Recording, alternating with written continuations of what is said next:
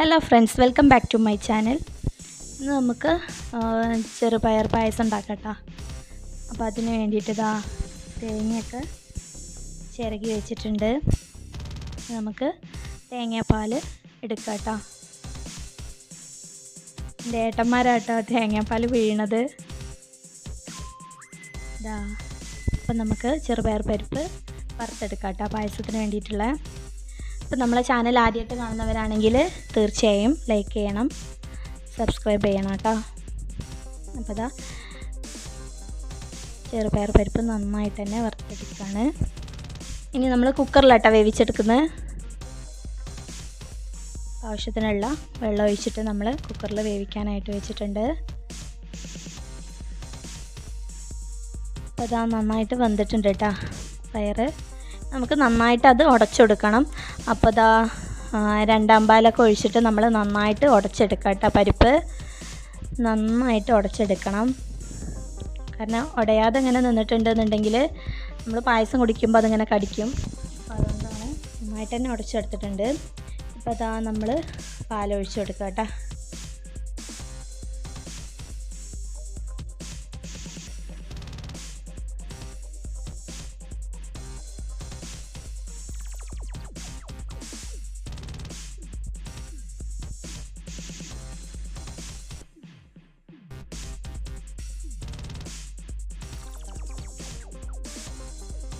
ഇനി നന്നായിട്ട് മിക്സ് ചെയ്തെടുക്കുക.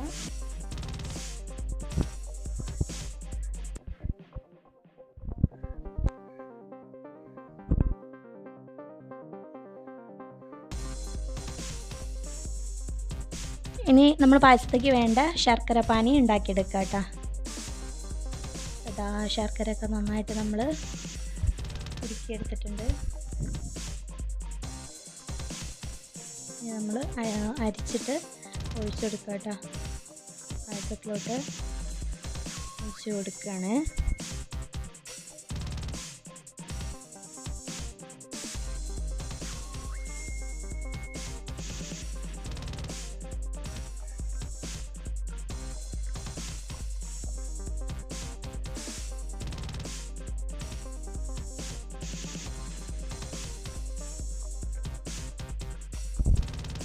പായസത്തേക്ക് വേണ്ട അണ്ടിപ്പരിപ്പും മുന്തിരിയും നമ്മൾ കഴുകി വൃത്തിയാക്കി വെച്ചതാട്ടോ.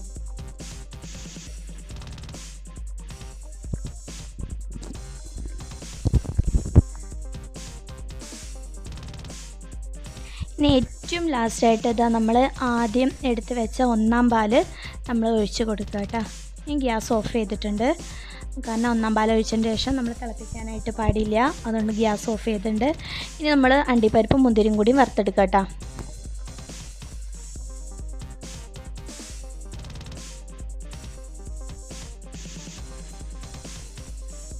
നന്നായിട്ടൊന്ന് മുപ്പിച്ചെടുക്കുക.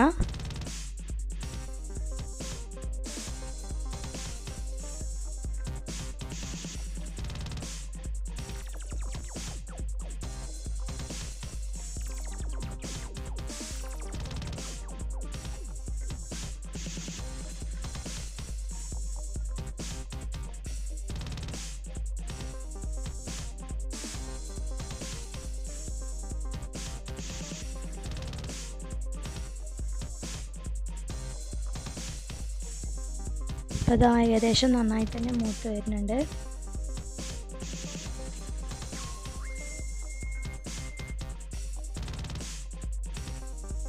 നമ്മുടെ മുന്തിരി എല്ലാം പൊങ്ങിയാകുന്നുണ്ട് കേട്ടോ.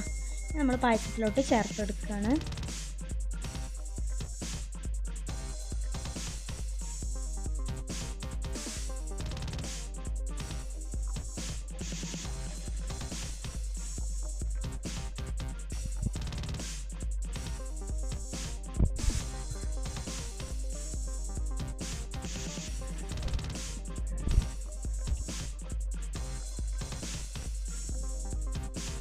ഇനി അതൊന്ന് മിക്സ് ചെയ്തെടുക്കുക കേട്ടോ.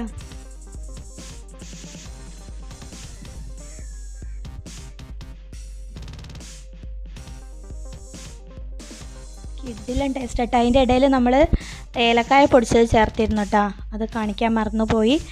അപ്പോൾ തീർച്ചയായിട്ടും ചെറുപയർ പായസം എല്ലാവരും ട്രൈ ചെയ്യണം. Thanks for watching.